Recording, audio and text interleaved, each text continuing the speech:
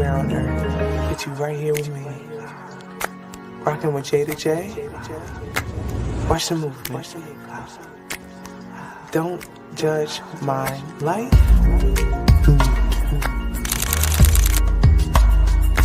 LLC. J to J. It is what it is. Y'all rocking with me. Watch the movement.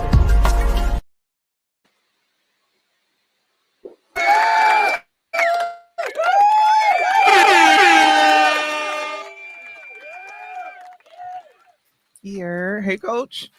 What's going on? What's going on? We available mid-major mindset in the building, y'all. What up, world? Hey, Coach P. What's going on? Sorry, off camera, y'all. Shit be happening. Technology should be happening. But the mic crack, we here now, y'all. What's going on, Coach? Ain't nothing much. You know what I'm saying? Well rested. Took a big nap today. Was tired from that drive yesterday and had to get up and go deal with them kids this morning. So I got to take me a nap. And I'm well rested. When we done here, I'm going back to sleep to get some more rest. And get right back at it and go out and encourage more kids to do more amazing greatness out here in these streets, Coach. I'm with it, Coach. Guys, I'm gonna be honest with you. We won't have shit set up, but we're gonna rock with this one. We are two athletes. We know the sports world. We know how to talk this talk. That's why y'all come here and rock with us. So it's always stuff going on in the sports world. So just rock with us and flow with us, y'all. Because life is life, and like Coach said, he just got off the road, literally driving hours. He needed his rest. He had to go to work with kids. Like I had to do stuff all day long. So let's rock Let's rock out, Coach. Absolutely, man. Today is, well, now it's not Wednesday. Well, it is Wednesday now. Well, it's Tuesday. Today's Wednesday, May 28th. It's 12:30 a.m. Eastern time, meaning it's 9:30 out on the West Coast, and all over the world is different times. So whoever's with us, some people will check in, and we appreciate everybody going to give us some time. This late night, early morning time. I don't know what you call this time. Like, I know we call it midnight. What you supposed to be doing right now? Sleeping up? Oh, this the creative hours. This the witching hours. Some people call this the witching hours. Some people call this the creative hours. This when my mind be flowing, Coach. This when I'm out working, writing, flowing. I could dig that. I ain't gonna say what I used to be doing around this time. In my younger days. I miss those. Yes, those used to be great. You ever get that feeling to like go out to a club? That's what I do. I'll be feeling like, yeah, I'm gonna go out to the club, right? About 8 o'clock. Like I'm gonna go to the club. So what I do is I fix a drink and go sit in the car around 10 and listen to the club. And I go back in the house about 10:30 and I'm good. That's my club. And be good to go. Good to go. Good to go. Get some food and go to bed. Getting old, man. Getting old. I do want to go out. There, somebody invited me to something like they said is a paint and smoke or is a smoke and paint or something like that. And I'm intrigued about that's the vibe I'm at. That's the stage of life I'm in right now. I'm in my shot day. I pop out here and there to make the money, to make an appearance, and then I go sit my behind back down. But if it ain't about the money, I don't want to go outside and spin the bag no more. Like it's other things like real responsibility stuff that I want to get done and accomplished. And if I'm sacrificing the club right now, that's okay with me. I do feel like I'm out of touch with a lot of stuff and a lot of things I'm missing because it's somebody had a interview the other day. I'm like, who is this artist? I don't even know who this person is. Like, what do they sing? Like, so I do feel like I'm missing things, but nah, I'm sacrificing. I'm getting to this money, getting to this to the grind and trying to find peace and joy in life, man. Absolutely. Yeah, I can't see myself being in the club. One, I don't really like people like that no more. And there's just too many people in the club in a tight area. I can't, I ain't the biggest dude in the world, but I ain't small neither. So then my knees start hurting, and my hips start hurting, and my back start hurting. Then, feet start hurting because you got to stand up. And then if you're sitting down, then I'm going to get a little tired because I'm drinking and I'm sitting down. Moral of the story is that I ain't supposed to be in the club. Lounge or restaurant, back to the crib. That's about it. Night over about 11:30. Night should be over. I should be coming back to the home about 11:30. Back in the house. Full facts. Welcome to adulthood, y'all. Soon, kids. Soon come, kids. Soon come. This is y'all understand. Soon come. You'll understand. Best advice I can give you: don't get old. I don't know how you're gonna achieve that, but don't do it. 'Cause the shit sucks.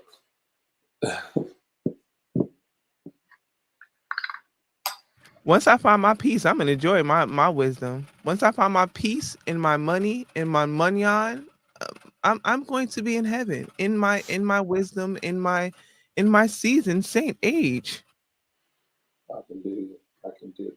I can dig it. Let's jump into this NBA to the playoffs, man. Let's talk about not last night's action now because it's Wednesday. Let's talk about Monday night's game. The Timberwolves and the Oklahoma City Thunder, where Shai Gilgeous-Alexander and Anthony Edwards are facing off in that series. And Anthony Edwards only had 16 points, I believe. He took 13 shots, was 5 for 13 or something like that. Some people were saying he choked. I didn't see it that way. I don't know if you watched that game or not, Jada. Did you get a chance to see that one the other night? No, sir. I've been working on the things you told me not to speak about. But I saw a dope ass take from the Pivot podcast about Ant-Man. And I wanted to send it to you, but my computer anyway. But Ryan Clark said, he was like, yo, everybody's praising Anthony for he didn't took down all the old heads. Like he took down all his idols, but he's not showing up when he's playing against his peers, the people that he has to face against the next however many years, and they're getting the better hand of him.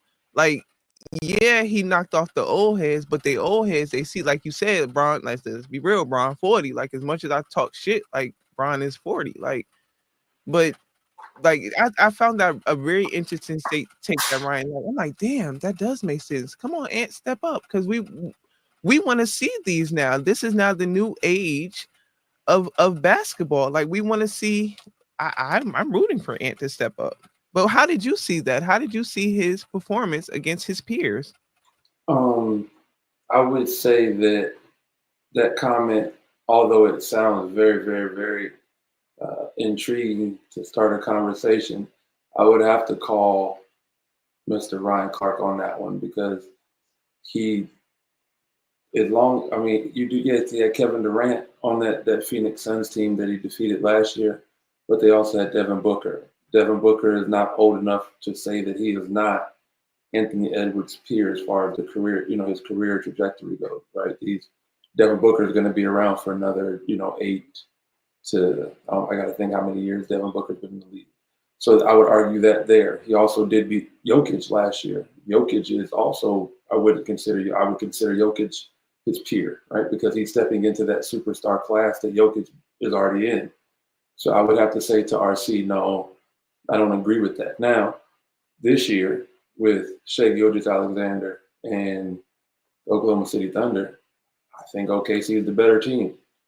I think OKC is set up to defend Anthony Edwards pretty well. When you talk about Shai, you talk about Alex Caruso, you talk about my man Dort. I can't think of his first name, but Dort, they have a plethora of guards they can throw at him that are physical, that can defend him. They're trapping him off of all pick and rolls. They're blitzing him. They're making him work really hard. So I would say that this is his first time playing Shai at this part of the season. So to say that he's not showing up to play against his peers, this is the first series where he's being outperformed by someone that you can say is his peer. Right? So to say he hasn't shown up or he's not showing up. And I think last night it wasn't about him not showing up. I think the game plan defensively for OKC bottled him up, and it was too much for him to overcome. And who else does Ant have with him on that team? Like, who's the vet with Ant? You got Julius Randle. I mean, the vet on that team is Michael Conley Jr. Mike Conley is in his 20th. I think Mike Conley and Greg Oden played together in high school.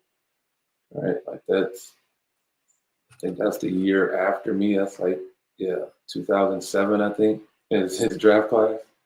Yeah, Greg, like my year. Yeah. Yeah. So Michael Conley Jr. has been in the league for forever, and he's a great player. But like that OKC team is just something special. I think right now OKC and Indiana, like you can tell there's something special going on with those two teams right now. Their star players are playing amazing. And I don't think it's a case of Ant-Man not showing up or Ant-Man choking or something like that. I just think that he's playing a better team right now, right? Again, it goes to this era that we live in where you can't lose, because I've seen shit about him choking and all of that. And I remember the first 9 years of the greatest player ever to play the game. Like I remember with his career, how it started, and this instant got to win championships. And if you don't perform to the best of your abilities every night, now you choke and all that. That's just this world we live in now, this era we live in now. That shit is crazy. It's ridiculous. That's a full fact. Just something, a conversation to be had. Because then I hopped over to Joey and Jada podcast, their new podcast, which I enjoyed thoroughly. The Jada Kiss, I love him. And they were speaking of the Knicks, of course, two New Yorkers speaking of the Knicks and what needs to be done. And I thought about you in the conversation that we had, just about how the game has evolved, right? Like how the big men don't have to be in there in the paint, but it has a game like he had in game, what was that, game 2 or game 3? Did the Knicks lose tonight? I think they lost tonight, no? The Knicks lost tonight, yeah. What are they down, Coach? They're down 3-1 now. Just like the other series. The other series with OKC and Minnesota, that's the series with Ant-Man and Shai Gilgeous. Oklahoma City's up 3-1 in that one as well. So both series are on the brink of completion. OKC needs one more win. Indiana needs one more win. And that leads to the next series with Indiana and the Knicks, with the Pacers and the Knicks. Tyrese Halliburton tonight had a triple-double, 35 points, I believe. I think it was like something crazy, 12 rebounds or 15 rebounds, 12 assists. But the brightest part of his stat line is he had 0 turnovers. It was pretty impressive. And he the PG? Watch. He is the point guard. He's about 6'5", 6'6". He's long, he can shoot it. He was voted. They do these anonymous votes in the NBA, and the players voted him the most overrated player in the league. And I love storylines. So this finals is setting up as the guy that everyone said is the most overrated player in the league, now getting a crack at the MVP and arguably the future face of the league in Shai Gilgeous-Alexander. So that storyline that looks like it's approaching is a really big one that I'm looking forward to. The Knicks just look like they just depend on one guy too much, which, I think that's just coming back to reality, that they're still in the same boat they were in last year before they made the trade for Karl-Anthony Towns. They are still one player away from being a legit contender. This is as far as they're going to make it with the roster that they have, and with your best player being someone who is barely 6'3", barely 6'2". So that this is just something the Knicks have to address. There's some free agents this offseason, obviously, Giannis being the one that everybody's going to be pursuing. The Knicks definitely need to try to find a way to throw their name in that hat to see if they can get the Greek Freak to come to New York, which would be huge marketing for the league, for Giannis. It'd be really big, really huge. Giannis and Carl together? If you have to move him, but they will release Carl. If you have to move him, you have to move him. I don't think Carl is. I feel like Jalen's the problem. No No, shade. Like I feel like Jalen really does just ball hog way too much. without Like Jalen Brunson, he holding the ball too much. who else do you have that can really create? If you take Jalen Brunson out of the equation, you guys are not here. You take Jalen Brunson off this team, the Knicks Carl are not Anthony making the Towns ain't playoffs. do nothing this year. Carl Anthony did nothing this year. If you take Jalen Brunson off the Knicks, you don't have a playoff team. You don't have a playoff team without Jalen. You take Everything Carl Anthony off the Knicks, you don't have a playoff team either. That's what I'm they had saying. They Julius complement Randle each last other. year. They They need had each Julius other. Randle last year. They had Julius. He wasn't on the team last year. This run isn't something that started with him. He's an addition that has made them better. But they were just as good last year without him, with Julius Randle. I saw a clip with Julius. He didn't want to be there. I saw a clip. I wish I would have saved the interview. I think it was on Google or something. I literally just opened up in one of my browsers when I was trying to get to the studio. But it said that he wasn't happy in New York, and I didn't click on it because I was trying to get to the studio to set everything up. But I didn't even realize that he was one with New York, and two, because Jalen again played last year, right? Jalen was Yeah. on the Knicks. Mm-hmm. He is the player that has revitalized the Knicks organization.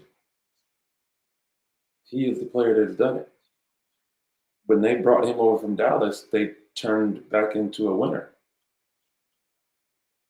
Then that's why they went out and got all those boys from It's cool Villanova. to revitalize. Hmm? It's cool to revitalize it, but if you're not using a key component in the whole scheme of it, then yeah, he could be the best player, but you're not utilizing what you got. Carl Anthony went off. What was it? Dominican Mother's Day, and he went off. He All right, he legitimately did. is a big reason because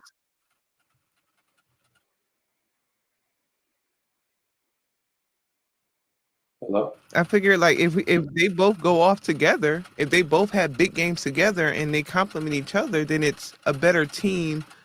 Because like you said, one player is not going to be able to take anybody to a championship. That's just it's not feasible. It's not going to happen. So even if he brings in a Greek freak, and he's still not giving up the ball, then we still That's at not square that. one. It's not. Because if the Greek freak comes in, Jalen Brunson now becomes the number 2 option. Right? Like Jalen Brunson is the number 1 option for the New York Knicks. That's not that he's the number 1 option. Anybody else could be number 2. One night it might be Karl Anthony Towns, one night it might be OG Anunoby, but one thing is a given about the Knicks, Jalen Brunson is the number 1 option. But if you bring in Giannis, he's no longer the number 1 option. He becomes the number 2 option.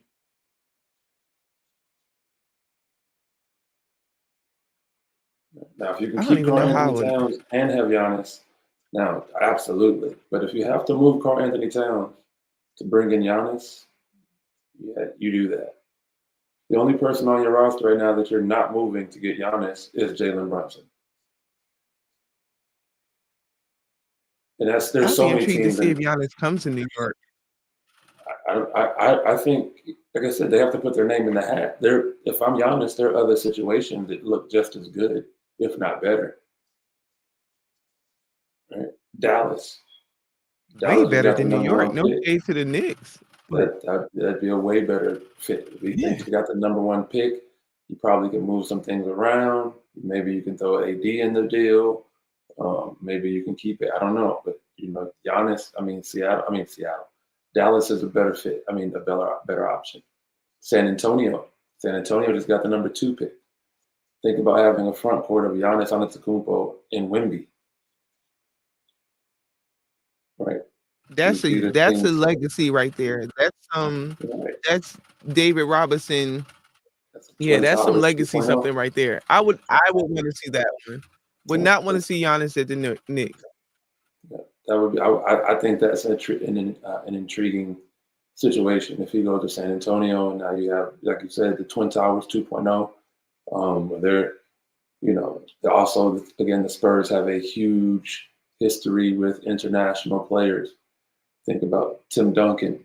You think about Manu Ginobili, Tony Parker, Boris Diaw, Thiago Splitter. He's not a huge name, but again, he's from Brazil. He's international, right? They have a huge international following. So having Giannis and Wemby, on the same team in Texas, that would be a huge draw with the European market. Same thing in New York, though. To have the Greek Freak in New York again, it would be huge. For the league financially, to have a marquee player from Europe in a market like New York, that would be huge. Like I said, if I'm Giannis, I'm looking at those other two options. There's another huge storyline from tonight's game with the Knicks and the Pacers. The Pacers won that game 130-121. Tyrese Halliburton, again, triple-double, 0 turnovers.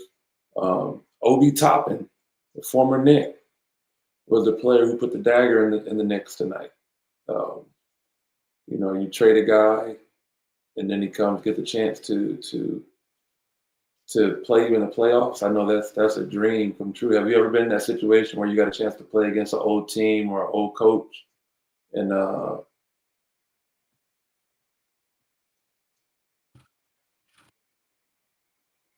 I call it my Jordan game, coach. I had a Jordan game at Fordham. I had the flu, sick as a dog. We was about to play Georgetown. The only reason I stayed at Fordham University my sophomore year because Coach Nikki Reed told me to stay there. I was going to transfer out because I wasn't getting no burn. And my boyfriend was leaving, so I was going Dipset. Nikki Reed told me to stay at Fordham University. Nikki Reed left Fordham University to go coach at Georgetown. So mind you, they had just disclosed to me that the reason why they wanted me to go prep was to bring in Nikki Reed's homegirl, Rebecca Brunson from Georgetown, to take my spot. That's why I wasn't getting no burn. And then Coach Reed was like, and then she told me to stay, and then she dipped out. Come shoot around. I couldn't even do shoot around, coach. Like I was sick as a dog. Couldn't even leave the locker room for shoot around. I took some nasty ass Buckleys and I slept in the locker room until that game started.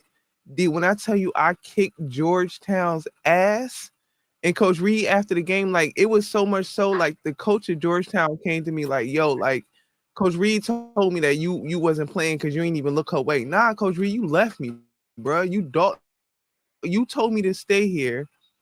Beyond you told me to stay here, you also was about to be the reason why I wasn't coming to Fordham anyway. So like a whole round circle. Now let me kick Coach Reed ass just because you told me to stay here.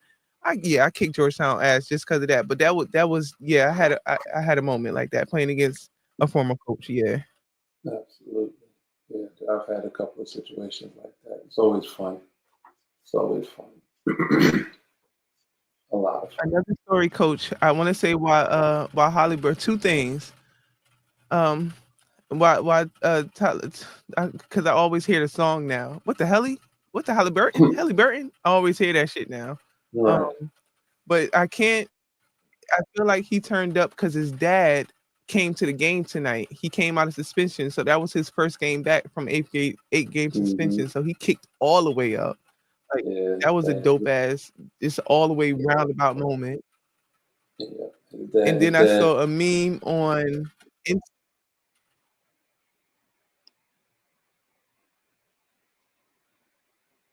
Go ahead, keep going. There's a delay again. Beg our pardon, there's a slight delay. So that's why me and Jada keep having these little situations where one of us will speak and then we'll stop because there's a slight delay. My bad, coach. And then the other one was, I was just going to say there was a meme on Instagram where they said he plays like Urkel, the game Urkel turned up. And like whoever cut this damn thing on Instagram, when I tell you it was every shot Urkel did, every shot Halliburton did. Like I was like, yo, that shit is hilariously funny. But I'm happy for that young man. I saw that. Yeah, his dad's band was lifted, and he was able to be in the building. I noticed they didn't have him on the floor; they had him up in the box. So they didn't have him on the floor tonight. He was in the box. So it's that was the adjustment made, I guess. And at the end of the day, that situation with Giannis, emotions were high. The pops was drunk. Them boys had an inward moment. But no, I'm glad he was back in there. Like I said, Halliburton is hooping. Is hooping. The W had a busy night tonight. I ain't gonna hold you, Coach. It be annoying me with the W because it's hard to kind of keep up. You said this the other night, and because a lot of the games are on the West Coast, all the games start at like 9 o'clock. So it'll be 3 games on all at 9 o'clock, and I'm trying to bounce in between those 3 games to see what's going on. And it's just a lot. Like I tapped in a little bit to New York. Played. Who did New York play tonight? The Valkyrie. I want to say Seattle. Don't quote me on that. No, they played Golden State. They played the Valkyrie. Golden State. Yes. Played the Valkyrie. And then it was a 95-67 win for the New York Liberty, who improved to 4-0. Sabrina Stewart had 24 points, 3 rebounds. 1 rebound. I don't know why they put that stat up there. And three assists. JJ had 13 and 10. And so the Liberty improved to 4-0. Defending champ still going nice and strong. The Dallas Wings played the Connecticut Sun. The Wings won that 109-87. Paige Buckers put in 21 points, 5 rebounds, and 7 assists. And for the Sun, in a losing effort, Miss Tina Charles had 27 points and 6 rebounds. The Wings, I don't know if I can use the term improve their record. They got a win, so they're 1-4, and the Sun are 0-5. So Paige seems to be coming into her own. The game is probably slowing down for her a lot, which is always, like I said, I mentioned that before. It's always the case, from each level. I remember my first college game. We were at UNC Charlotte, and it was so hard to keep anybody in front of me because the game was just moving so much faster than I was used to.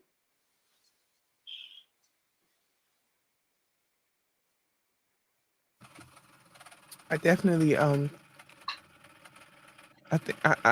can't remember. I feel like I had that experience in practice. I remember distinctly having that feeling in practice, like, oh nah, this is a different level, like college a different level. And even overseas a little bit, but it wasn't because we were playing with high school kids.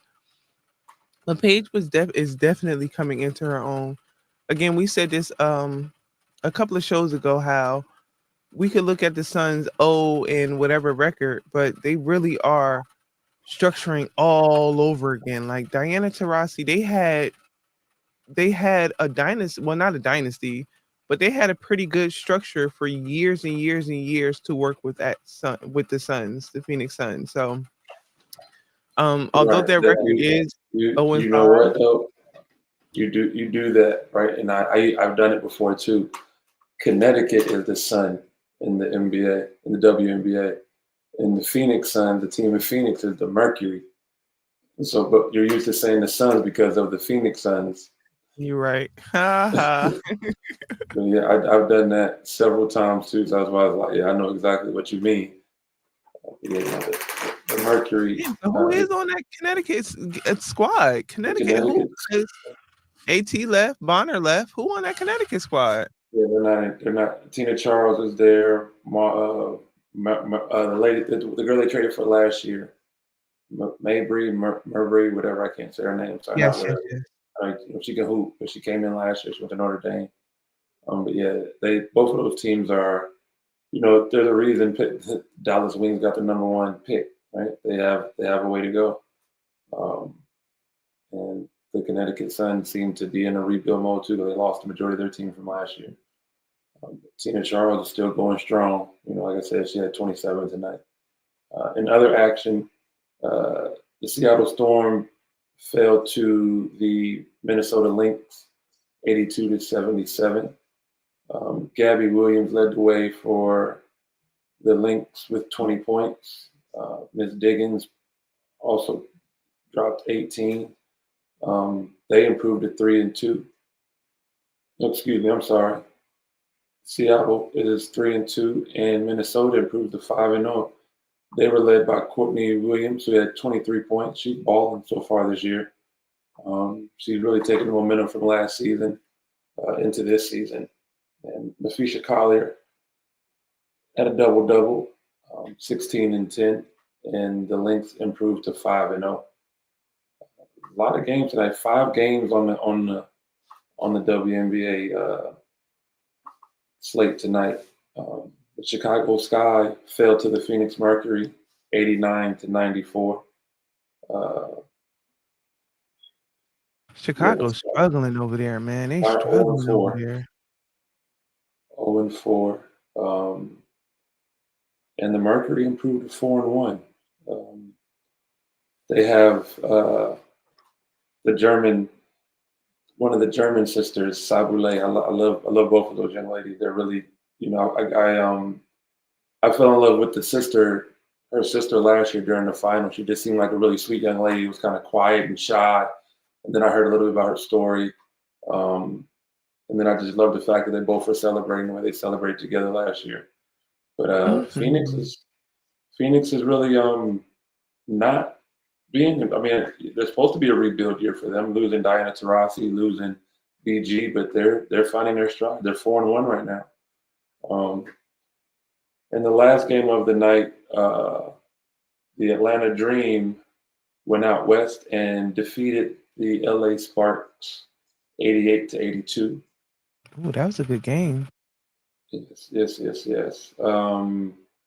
Gray dropped 25 points for Atlanta, and Darica Hamby had 28 points in the loss. The Dream improved to 4-2, so they're playing pretty well. And the Sparks are at an unimpressive 2-4. Kelsey Plum dropped 27 points as well. KP been dog. Come on, dog. She been kicking up. KP been Alicia. She had to get up under Becky and them. She had to get up under Alicia. Let her go. KP been doing this since college. KP been doing this. Absolutely. So I'm happy to see that she's finding her place and her name is ringing. She's able to do what she's always been able to do more with LA this year. Absolutely. Not to take away from what she did with Vegas, because that was I loved that Vegas team. I loved the whole unit of that team. But clearly there was something there that stifled KP's performance. And now we get to see it this year with LA. So I'm definitely for that. And it was something else some other game you said I wanted to say something on, but I can't even remember. Ruben. Yeah, I think when you're in a different situation, sometimes the roster is a little different. She's a little higher on the pecking order in LA than she was in Vegas. Right, her role was a little different. I think what I've seen from her a little bit more this year is she's a little bit more creative on the ball. It's not so much, when she's coming off the pick and roll. In Vegas, it's her looking to get the ball to Asia on the roll. She was spotting up the shoot. This year, you see her handling the ball a lot more. And being a lot more creative. That's one thing I've noticed. But the standings are starting to form in the W, and the Liberty are on top of the East Coast of the Eastern Conference with a 4-0 record. So the defending champs are back in the same position they were in last year. And on the West Coast, the Lynx are in the same position, 5-0, sitting on top of the Western Conference. So, I mean, obviously, if the season ended today, the favorable matchup in the finals, WNBA finals, would be the Liberty and the Lynx. That would give us a rematch of last season. So we could be on the verge of that. I know it's really early, but hey, who knows? Because right now, I honestly just looking at the matchups, those are like literally just they really do stand out. Those two teams, watching those two teams play this year, like they really do. There do I dare say there is a tier difference maybe when I'm watching them play against some of the other team? Like Vegas look like they're just trying to figure it out. I don't know why they're allowing, and it's again no shade to Asia because I love her game. But Asia Wilson has been playing a lot on the perimeter this year, like bringing the ball up, like literally bringing the ball up when you have the point guard. Like I just don't understand. Like, I understand the evolution, but that's not what we need her right now, especially if you don't have another big girl in the paint, and they just don't right now. Um, I love to see what Tina Charles can do. I want to see what Brittany Griner will do down in Atlanta, because her name, I don't think we've heard much from Brittany other than she had a confrontation a couple of games ago with the refs. But I don't think we've heard much from Brittany Griner at all this season down in Atlanta. I want to hear more from her. I want to see more from Brittany. You know, Father Time is undefeated no matter what sport we talk about. True, PG's true. around for a while. She's, you know, that's just, you know, the changing of the guard happens. You know, it's happening in the WNBA. I mean, it's happening in the NBA, excuse me, and it's happening in the WNBA as well, right? Like yeah, I mean, but yeah, she's in Atlanta. I'm sure, you know, she's gonna bring value, especially, you know, playoff time when the game slows down. You know, on both sides of the ball, you know, that's when I think she will be. That's when it's really going to pay off to have her on your roster.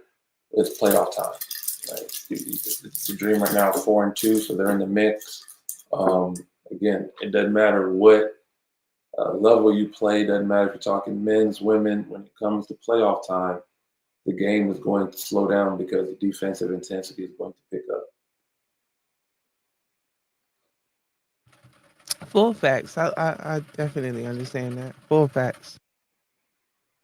Absolutely. So we covered that. That's the WNBA and NBA action tonight.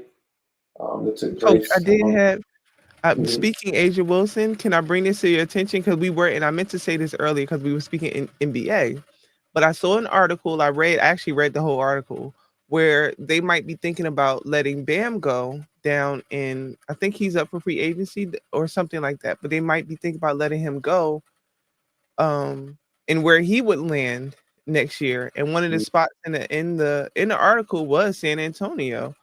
So Yeah. just that would be interesting. Yeah. I mean, that's again, if you can't land Giannis, Bam would be a great addition. Right. Again, that's another. You can still have a two, you know, like a twin tower setup with him in Wemby. I think teaming up, you know, Wemby with another big. I like Giannis a little bit more than I like Bam because Giannis is a little bit more dominant on the block and getting to the basket, right? And really he's going to allow Wemby to stretch the floor, which even at his size, you know, he's really good at.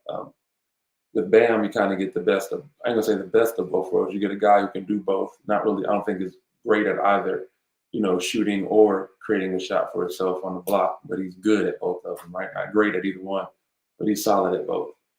And then defensively, obviously, with either one of those two guys next to Wemby, I mean, rim protection and rebounding is through the roof. You know, so that I think both of those. I'm pretty sure both of those guys are on the Spurs wish list, depending on how the draft plays out and all that. So Is CP still with the Spurs? Although CP is aging, but as a point guard, like if he had them, that's Blake Griffin. That's Clipper. That's Clipper right, season. I think their point guard of the future is De'Aaron Fox. That's who they have now. Who they got over. They traded for him from Sacramento. CP is more of a coach. I saw something earlier. I don't know how true it was, and I can confirm it now because I never, but I saw something about CP retiring this year, which Oh, it's about he, that he time. yeah, But it's definitely about that time. I mean, Chris was at Wake Forest when I was at GW. We started the season with them in the NIT my sophomore year. And so we're 40 years old. He hasn't retired yet, but I'm pretty sure it's coming. If not this year, next year. But his role on a definitely. team right now is more of a coaching role. Speaking of retirement, we didn't really tap on this here on this show, but Diana Taurasi retired from the W. So that's been interesting not seeing her play on that side of the game. Like just her absence. We got used to not seeing Sue Bird. Now we're used to not seeing Diana Taurasi, but their little interaction that they have. I don't know if they do it, but on only during women's NCAA, they have a television show they do during the shows, but it's very entertaining over there. Just to speak of somebody that was retired, so shout Yeah, out to I know they do it for the women's tournament, and then they also do it for the playoffs. I don't know if they do like a regular podcast. They should. They definitely should. I think they might. They're definitely funny. They have great energy together. And the pen just flew across my laptop. I was trying to grab a pen to write something down. I guess the pen didn't want me to do that. It definitely just flew across the screen. But yeah, no, they're definitely pretty funny. I know they had one year where they were saying some of the most inappropriate shit ever. They just kept going further and further. Like, all right, I guess this is what we're doing. And kept going. And didn't care. It gave no shit, yo. This is what we're doing. Like, all right, it's funny to me too. So, yeah, Speaking of commentary, I saw this article earlier, Coach. The people were mad again at Miss Doris Burke about something she said during commentary. Doris she's another one that be saying some outlandish shit that will land up on Twitter on a good trend. Right. Getting old. They just say whatever comes to their head. Oh, for the people, Coach. No, because I don't even want to disclose that information yet. I'm not going to disclose that. Yep, I'm gonna keep that tucked. But you already know what I'm talking about. But we're not even going to disclose that yet. Right. So you know what happened the other day? I think it was yesterday. Not yesterday, day before yesterday, because again it's right just after midnight. That cheese race thing. Have you ever seen this nonsense? I'm sorry. I'm gonna just call it what it is. It's some white people stuff. They go down this. They had this like wheel of cheese, and they roll the cheese down the hill, and people like run after, and they be falling down the hill, messing themselves up bad, like losing speed, like losing control of how fast they're running and flipping over. And it is, Google it. It's called like the cheese race or something. It is the dumbest thing. Wisconsin shit. Oh my gosh. I don't even know if it's in this country. I don't know where. It has to be an American thing because it's that stupid, right? Like it's up there with like running with the bulls. It's up there for me with that. It's like things you don't have no business doing. Just dumb for no reason. Coach, you ain't running with the Bulls. I regretted not doing that when I played in Spain. I regretted that. Yeah, I'll run with the mascot of the Chicago Bulls. That's what I do. I ain't running with no bull. What's the point? That's a fact. For the same reason I jumped out of a plane. What's the point? I don't get it. I jump out of a plane, maybe. I doubt it, but I maybe. But I doubt it. I did it once. I can't say I'll do it again. It was the free fall. The free fall, I was done. Nah, I'm good. I did not like that feeling. Once the parachute came and we were like soaring and floating, I was in love with it. Like just being above and seeing God's view, like really out, and it's wrapped around you. That was cool. But that free fall and you just out there falling, oh, hell no. Hell no. Hell no. Won't do it again.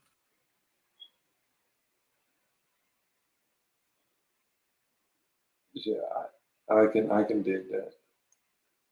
I have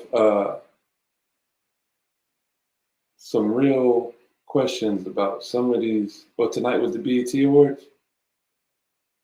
Nah, that's June.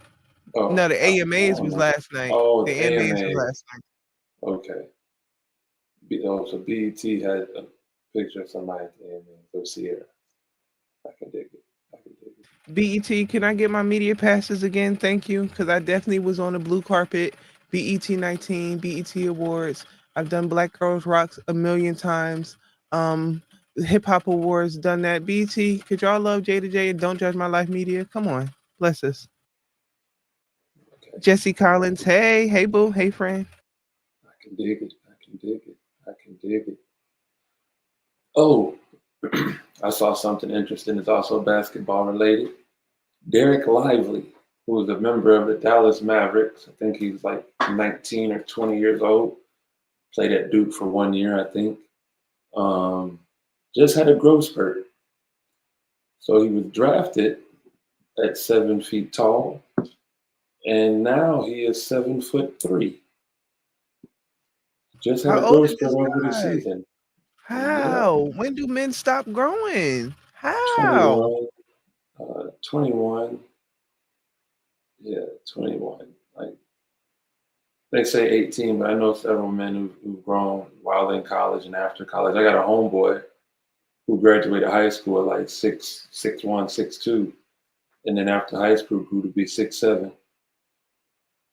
He missed the basketball window. So yeah, but Derek Lively is saying he grew another. Let's see how old he is. They got a picture of him and AD and another dude. He's 21 years old. Yep, he's 21. Birthday's February 12th, 2004. They're saying he was 7'1" as of last year, and they're saying that he is now 7'3". 2 inches matter. Pause. Definitely no pause. I'm gonna call pause on that one. Don't talk to me like that, Jacob. your, your face. I'm gonna edit this shit, put it, and I'm gonna zoom your face. Don't talk to me like that. That is inappropriate. You knew what you were saying. You knew exactly what you were saying. Mm-hmm. Y'all play too much. Oh. Damn, it was other shit that I had. I didn't read the article though. I wanted to read the article. There's something came out where Tim Duncan said it was some things about the NBA he didn't like. I wanted to read that article. I didn't get to it. And I wanted to read the article.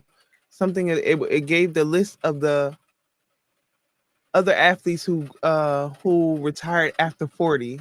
Like LeBron wasn't the only athlete that retired after 40. And I think I saw Kareem was on that list. It's not If he about was, it's not about them retiring after 40. It's about them being at the same level that he is at 40. facts. Kareem was not at the same level as LeBron when he was at 40. Kareem could barely get up and down the court. I remember being a little boy watching Kareem's last game, and Kareem was out there looking like a mummy with his goggles and his 100 knee pads, right? And I had the pleasure of playing for Cap when I had my little bit of time with the Lakers because he was on the staff. But yeah, he wasn't.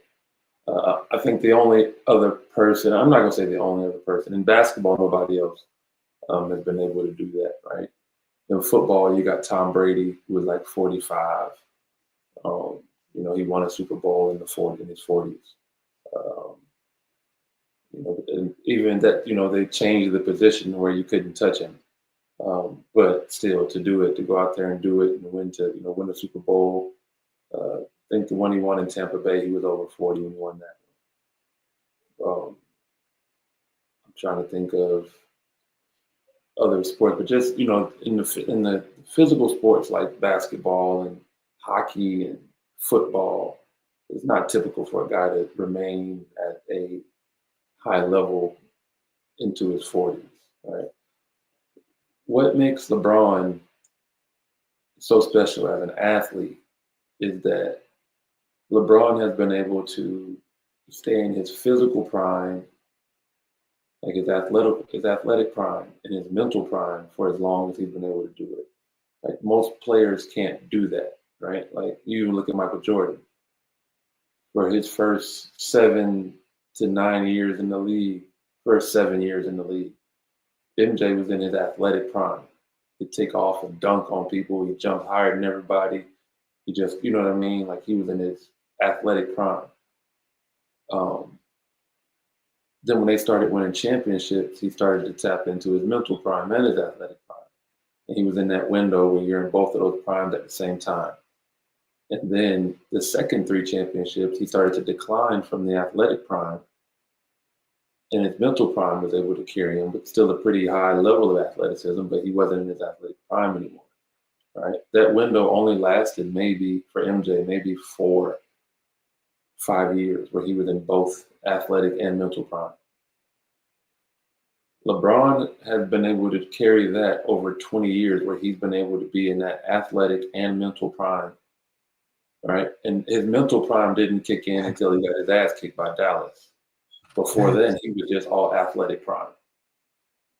He was just all athletic. Then after he got his ass kicked by Dallas in the finals and he didn't perform well, then his mental prime started to kick in. He was able to carry that. His athletic prime has started to decline here over the last like 2 to 3 years. His athleticism is starting to, you can tell, like the dunks and stuff that he used to do when he was in his 20s and 30s don't look the same anymore, right? But he's still super athletic, but he's no longer in his athletic prime. And I think he's in his mental prime, but that's going to start dwindling away here too, because again, he's 40. And it's not that it's going to dwindle, it's just going to be that to require that athletic prime is still going to require a certain amount of the athletic prime to be successful. And I think it's going to eventually go out of the window. It's going to deplete here, another 2 years. I think next year, and then one more after that, and that last year being like his tour. That should be it for Bron. He has nothing else to prove. It's just going to be, why are you still doing this? I need his last year to be playing. I need it to be him, Bronny, and Bryce all on a team together. Give me the storybook fucking finish, goddamn NBA. Since y'all be rigging everything else, give me the storybook ending of LeBron's career. That'll top me off. I don't want to see that. I'm okay with Bronny. I don't want to see, unless Bryce gets a lot better between now and the next year's draft or the following year's draft, I don't want to see it because it's not fair to him. I think that would be something they think about, right? Because I'm sure that this has been mentally taxing on Bronny to hear some of people's views on him and the process that he's taken to pursue his future. I don't think that you want to subject Bryce to that, right? Like, why? Again, Bryce has not done half of what Bronny did in high school. So it would only be worse. What Bronny's gone through with the media, it would be 10 times worse for Bryce because, again, he has not achieved any of the things that Bronny achieved in high school. Bronny was a McDonald's All-American. Cannot forget that. Bronny scored 15 points in the McDonald's All-American game. Okay, was Bronny an All-American because Bronny was Bronny James, like he made a name for himself, or was he? Because when I remember watching his highlights from Sierra Canyon, and Bronny really didn't. He never really like stuck out to me. He never really. Yeah, like I remember seeing maybe like I want to say maybe 3 clips I saw of Bronny James in his senior year at Sierra Canyon. And I'm like, nah, he was kicking up. And I ain't saying that because maybe it's a lot of stuff I missed because I wasn't tapped all the way in. Like I wasn't looking every day for his stats and things like that. So maybe I missed something. But I just feel like, I don't know. Like I feel like a lot of that contribute to that Bronny was very popular. Bronny was very high. He was very popular in high school, but Bronny was a kid that was small, that wasn't that good, and then out of nowhere he got super athletic. His jump shot improved, and he, like I said, was a McDonald's All-American. He was a 4-star recruit. The consensus like that's not easy to become a 4-star recruit in high school. Like you can't do that off of popularity. You actually have to go places and show up and perform to get a 4-star coming out. Like I wasn't a 4-star, and I was ranked 67th in the country at one point. Never was a 4-star recruit. Right. Okay, can I ask? It's a different game now. The top kids are all only playing EYBL, so it's a smaller bracket in order to get these numbers for them to be EYBL is only elite kids, though. That's what I'm saying. So it's a smaller where when you were competing for this, like everybody. Well, maybe I don't know, because when I was so please teach me something, because when I didn't understand how good I was that I was being invited to those 5-star camps and things like that. So teach me and the listeners, coach, what it like, how do you get to those? Because in my head, I'm thinking like, if you just good and your team is good, then they're gonna put you at the, because how the fuck did I get there? I don't know. Put us on, like, because in my head again it's just popularity because who he was. Because in my head I wasn't supposed to be at no damn 5-star. How the fuck do people get to these ABCD camps, to 5-star camps, Somebody's eye. to You have to McDonald's catch All somebody's eye. Americans? You being able to play the game has to draw people's attention, right? Like that's what you did. Like you did something to separate yourself from others. That's how you get it. But I just wanna recap Bronny's senior season. Okay. They went to Europe. Like, I'm not even gonna do it. Let me look at. They played DeMatha Catholic, which is a school from here, which is nationally ranked. And that's the game that got canceled. So we're not gonna talk about that one. Crossroads, which is a national powerhouse. He had 25 against them. I think that's one of the games they played in like an NBA arena. I remember the team people were flying around playing. The Nike Hoop Summit, he scored 15 points, hit 5 threes. McDonald's All-American game, he had 15 points. Right, like he was a ESPN top 100 kid.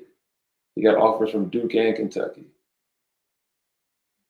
Let's keep going. Early in junior season, coming off season-ending injury, James fell from the 52nd player to the 49th player in the rankings. So Bronny was like, again, 4-star recruit by Rivals, 4-star by ESPN. Now, you're saying, why was Bronny more popular than Bryce?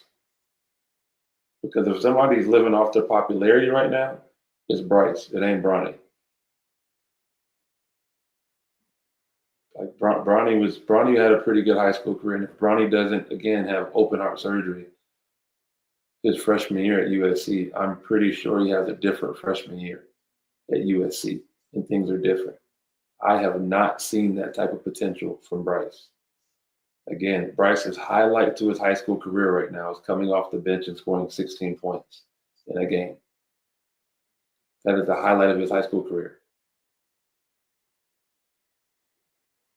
So, like I said, it was one thing to do it with Bronny, but to do nepotism with Bryce, that would almost be like, at this point, that would almost be like a team drafting Giannis's brother.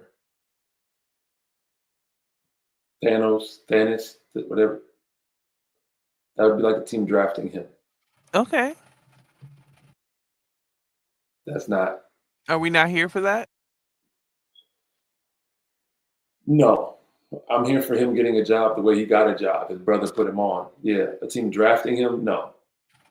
So if Bryce doesn't get drafted and they sign him through free agency, he goes summer league, he does all that, cool. If he stays at the same trajectory that he's at right now. But to see him get drafted and no, because he's not trajecting that way. Bronny was trajecting as a draft pick. He was projecting that. That's his trajectory was saying he was going to be a draft pick. All right. If Bronny doesn't have open heart surgery, he probably stays in school. But if I'm LeBron James and my son has a dream of playing in the NBA and he almost died pursuing that, you're not going to waste any time. Facts. That's a full fact. This is what people always skip over with the Bronny situation, is the kid almost died. He did die. He went into cardiac arrest during pickup and had to be rushed to the hospital. And a year later, he's competing to chase his dream. Nobody's talking about that.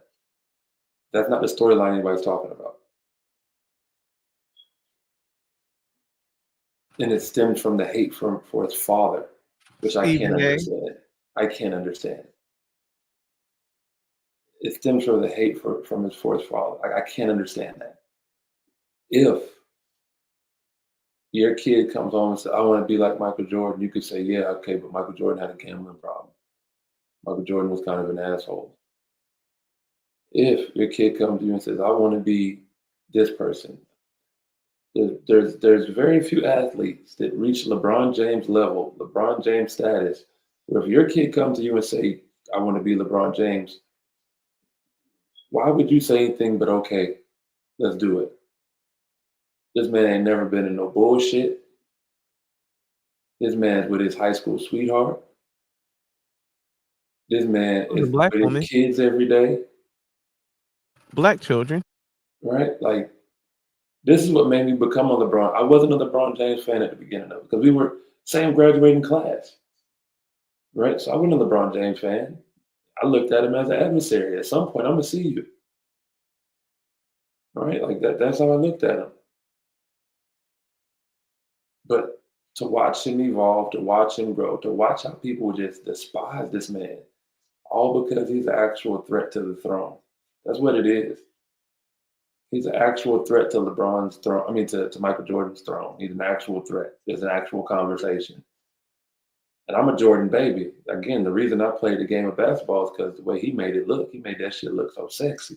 Made it look just so, oh my gosh, it's so beautiful. Up in the air, going up through people, around people.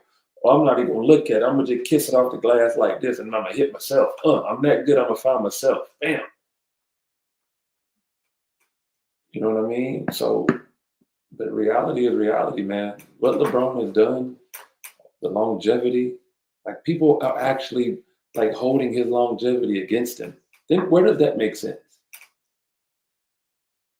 Well, he only passed Michael Jordan because he played this many years. Huh? So now that the fact that he's been able to stay at a high level for 20 some years, that's a problem. Come on, man. Brian definitely my goat. Yeah, he's not my GOAT. He's my best player of all time, but he's not my GOAT. MJ is my GOAT. I'd stand on that. I think Michael Jordan is the greatest basketball player to ever play, but LeBron James is the best basketball player to ever play.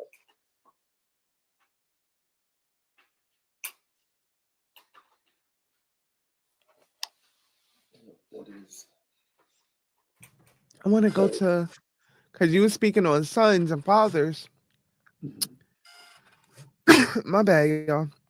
I want to go on Deion Sanders and his sons, and then trickle off of that. Travis Hunter getting married to that good old wife and buying that expensive gift. Kind of talk about those two topics right there, because we saw the hate, heavy heart, what the NFL did to the Sanders family, just for the greatness of who Deion Sanders is. Yeah, yeah, and Dion and Shador didn't help that situation any, right? Like, what, you know what I'm saying? But at the same time, they shouldn't have to. I think I don't really rock with the NFL like that. And let me rephrase that, because who knows what this may grow into. I'm definitely going to be doing NFL stuff. We'll definitely be doing NFL stuff during the football season. I got a bunch of my homeboys that are excited about that part. When I told them, during I will do some NFL pick'em type stuff, and they'll get, I would love for them to have a chance to come on here and talk about their teams as fans of teams, so they're excited about that. So, I don't want to like not talk about the NFL or block that blessing that could potentially come down the line. But at the same time, I have an issue with the NFL because it has a real master slave kind of mentality. relationship thing that I just feel, right? From the combine, stripping them boys down to their spandex and having them running and jumping and testing them and poking them and prodding them and doing body fat tests, and it just resembles something about it makes me think of the old trading block. It just, that's the reality 1,000%. of it for me. 1,000%. Like so much so, it's a clip. Your boy Jamie Foxx was sitting with the Cowboys owner, and this Jerry man is Jones. talking about what's his name, Jerry what? Jones. Talking about another man's penis? Come on, my dude. Yeah. Like, Yeah. Wow. That was wild. like what that I got guess to do with football? Jamie fumbled the damn thing, that damn phone, trying to cut it off so fast. Trying to cut the motherfucker off so fast. He fumbled it. Yeah. That's the I've had that feeling dealing with some AAU parents though, right? Like um especially when I had younger kids, there was a group of parents.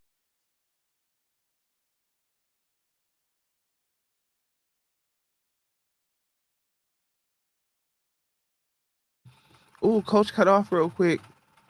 I'm very intrigued to see where he's going with that conversation about with his parents, because I need to know how that ties into this conversation right here. You are tuned into Mid Major Mindset, guys. I am Jada J, the voice you're listening to right now. One part of Mid Major Mindset with my homie, my guy, Coach Danny P, in the building, guys. 2A10 former athletes. That's my computer in the background fan going haywire, guys. So, yep, that's the real life of what's happening on Mid Major Mindset. I live in a van, so don't judge my life, y'all. Y'all gonna rock with us.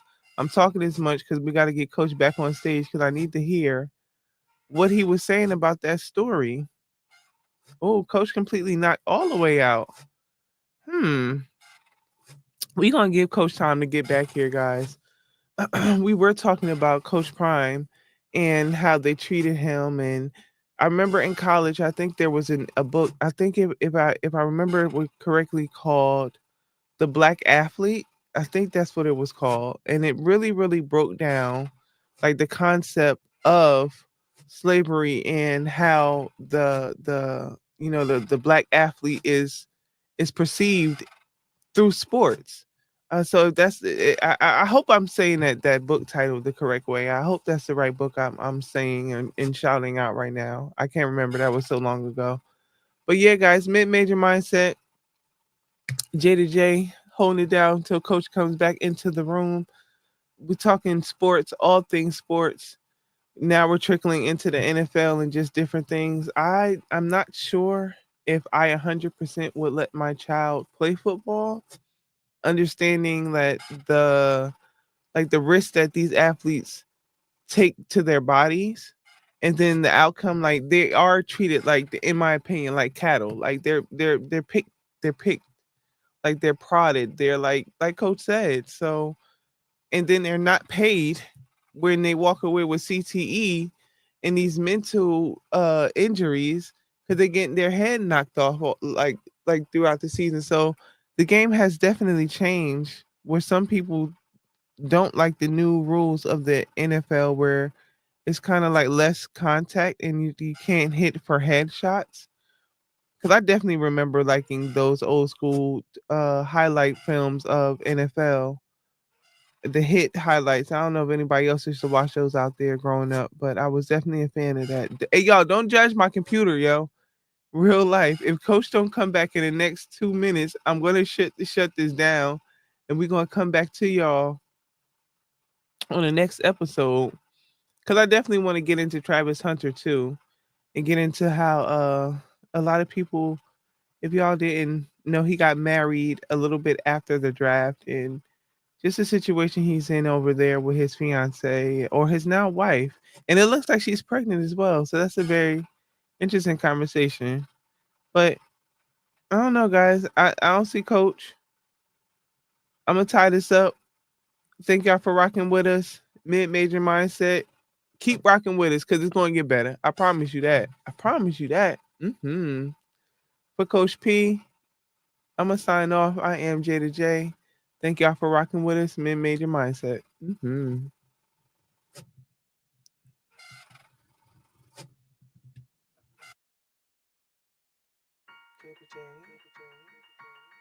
Watch the movement. Welcome, King and Queens. You could be anywhere on earth, but you right here with me. Rocking with J to J. Watch the movement. Don't judge my life.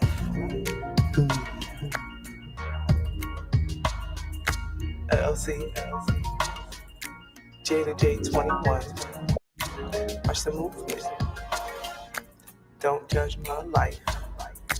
Don't judge my life. And Coach, we back. All right, then I'm glad I did shut it down. We here. Something told me Yeah, to. I'm back. Something told me to stick around. All right, we here. You can hear me pretty good? Yes, sir. You coming loud and clear, sir. Good, good. I had to go to my backup situation here. Let me get this off the screen. Hold on. Hey, we here, guys. Thank y'all for rocking with us. We back. Mid-major mindset. Coach P in the building. We got to hear what you were saying about your parents because I was intrigued. I was enthralled. I wanted to know where you were going with that. Oh, man, you're going to have to remind me where we was at because I had a little scramble just now to We were figure out how I was going to get back. what the computer died. Where Yeah, I'm my at. There we computer go. died. Thank you for getting us back on.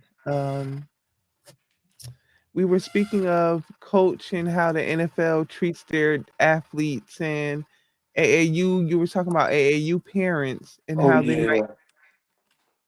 Yeah, back in the day, with the group of parents I had, like we would walk in the gym and they'd be so fearful of other black kids and the way they would talk about them, right? They'd be like, "Oh yeah, man, like he's good. Look at the way he walks."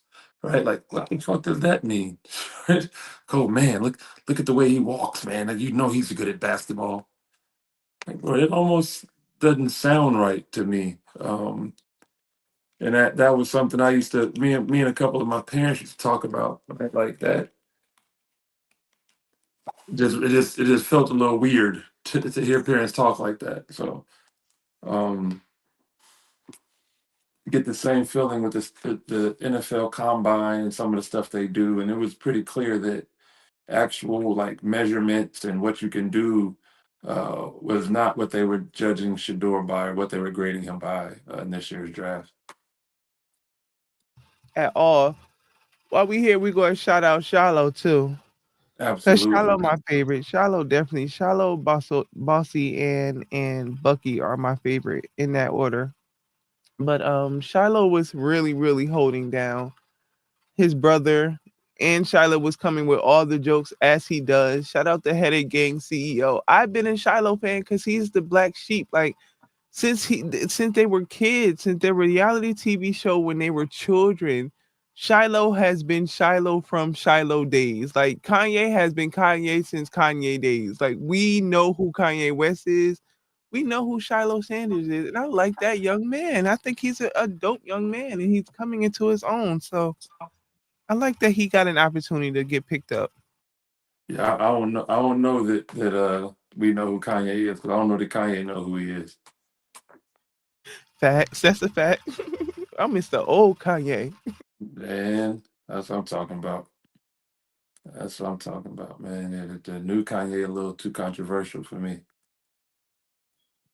I tried and I felt dumber after I watched the shit. I felt dumb as hell. I watched his interview with Academic and I don't even really support Academic. I don't even know what made me watch this whole Kanye West interview while he's standing up here insulting my intelligence in this black KKK fucking outfit, having this whole fucking conversation with Academic. Like I just felt dumber after watching that shit, yo. Yeah, it makes sense. It completely makes sense. Like I know academics. I don't know a whole bunch about him, but he don't come off as the smartest young brother to me. Let me take that back. He comes off as a young brother who has a lot of.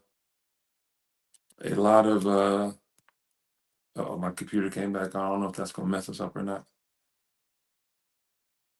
Let me just close that for right now. Yeah, he comes off as a brother that don't have a lot of common sense. He puts himself in some situations that are kind of dangerous. Just for clicks though, but that's that whole internet Yeah. shit.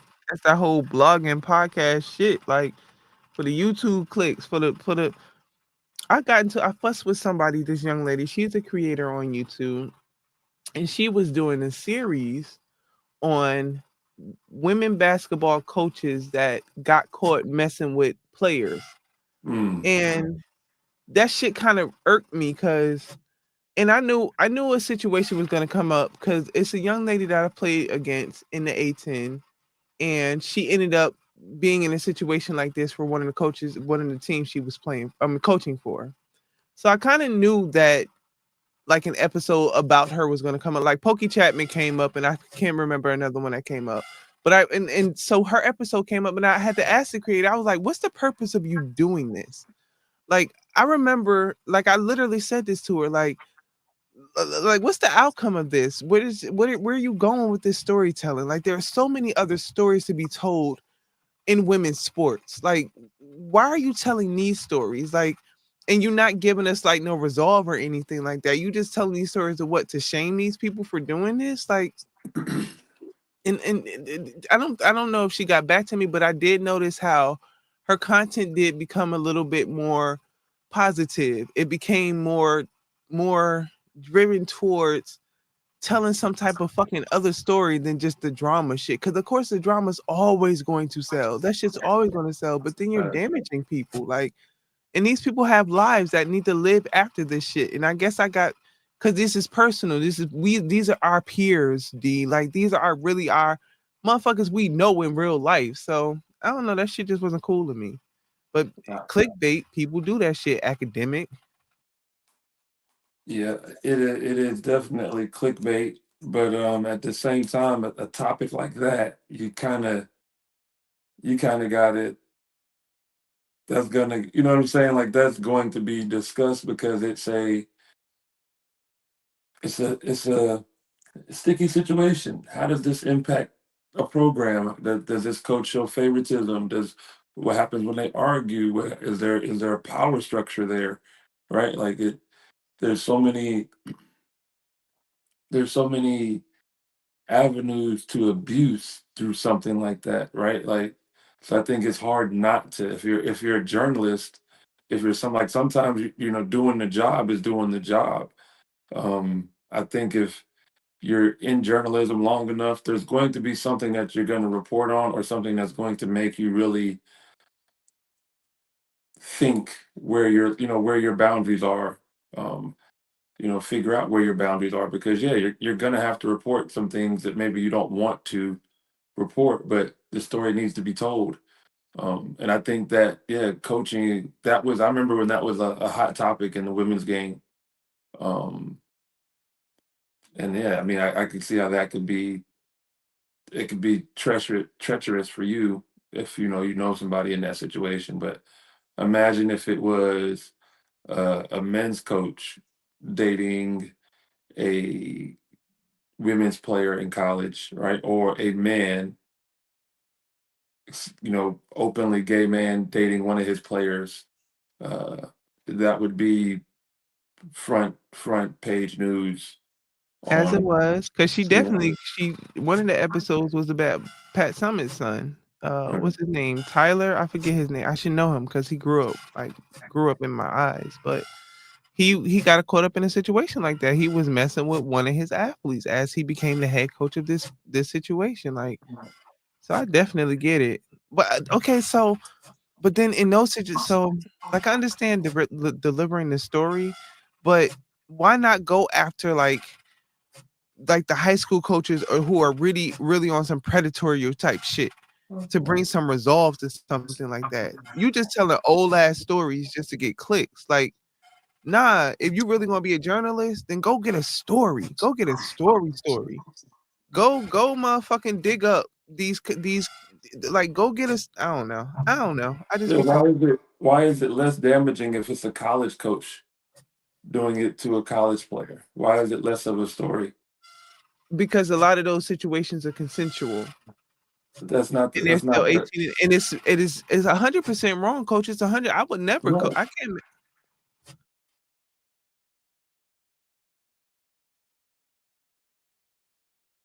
I'm Hello. listening, coach. No, I wouldn't say anything. I was listening to you.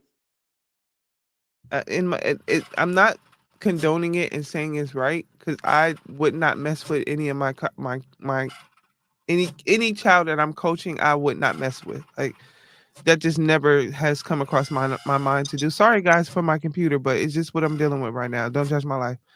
But when it I think it's more damaging because it's high school kids and you're more impressionable. And in college, like these are 18-year-olds in there or 18 to 21-year-olds and now 18 to fucking 28-year-olds. So it's a little bit Yeah, now it's a little closer different. age gap. So you think that a 14-year-old or 15-year-old who is in high school playing sports is less impressionable than a 18-year-old who's playing college sports? Because I think that 18-year-old is even more impressionable because of the amount of pressure that is applied. Right? If I'm 18 and I'm a freshman in college, I want to play. So I'm more impressionable, right? Like I think that I don't think that there's a difference really, right, between a high school player and a college player, especially a freshman. Um, so think of if a coach is messing with a player, and really the age thing is one thing, but the power, right? Like it's almost like the Diddy situation.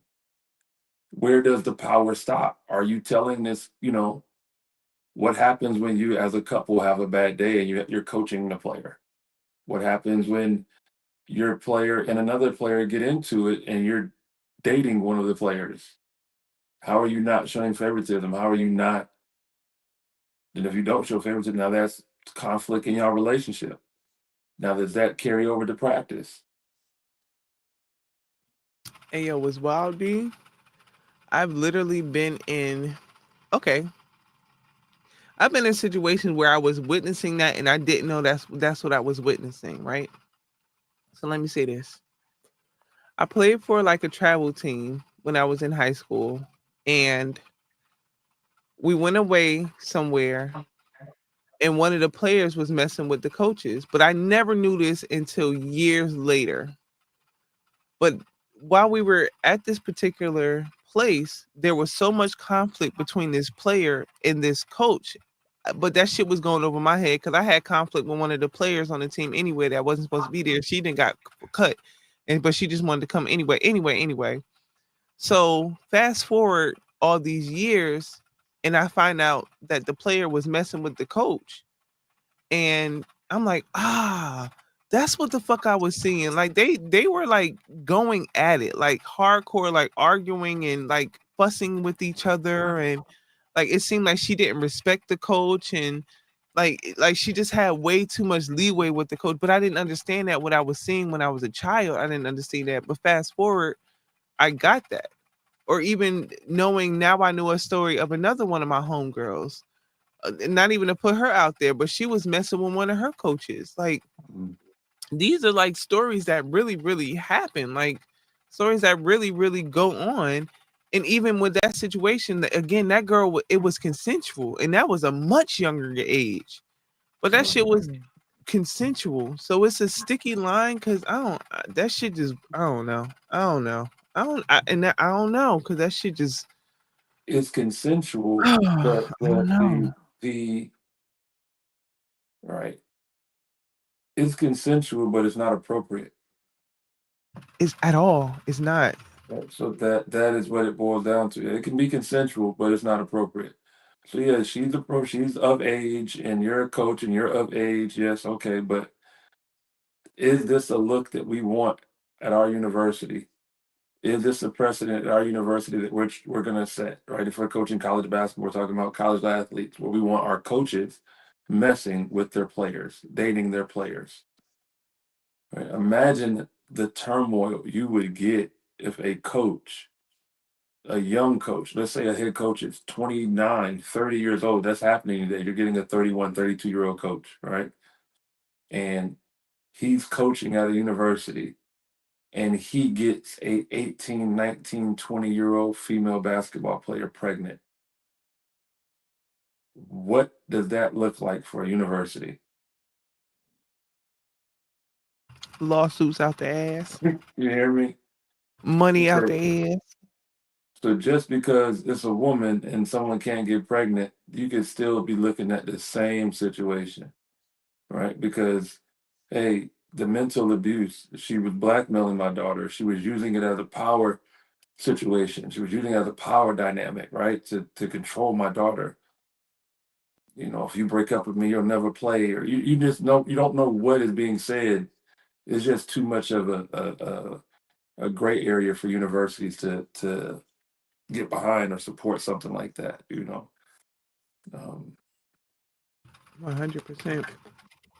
When I go back to grad school, best believe I am going to be messing with one of my professors.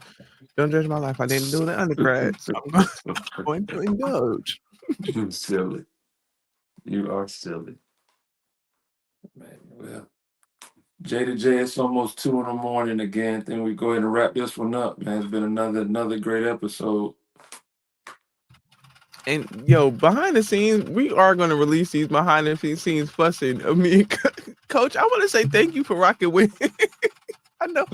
Thank you for understanding women, sir. Thank you for understanding us in all of our frustrations and being calm and being present and helping me to be seen and making me accountable to show the fuck up and not being frustrated in my bullshit. So I want to say that publicly on record, Coach. You matter, man. So thank you, man.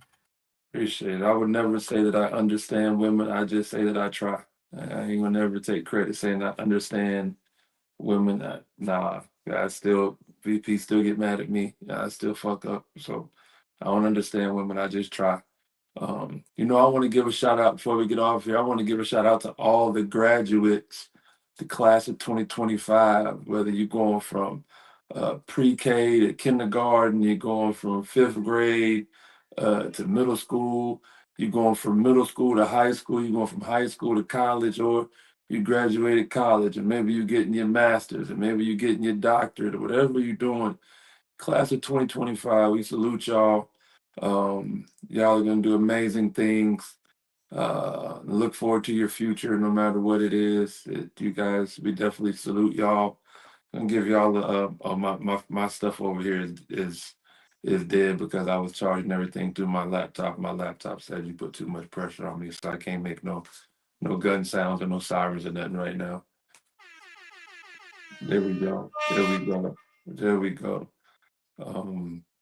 What you got for the people as we sign off, as we get out of here? Let them know what you want to let them know. Hey y'all, thanks for rocking with us. We're gonna show up. Y'all show up. If we build it, we will come. Thanks for rocking with us, y'all. We're gonna be here again tomorrow night. God willing. Mm-hmm. Absolutely. In the words of O Solo, one nigga tell two niggas tell three niggas tell one, and one come back, and I don't remember how you said it, but y'all get the math, man. Next time you come back, bring somebody with you, man.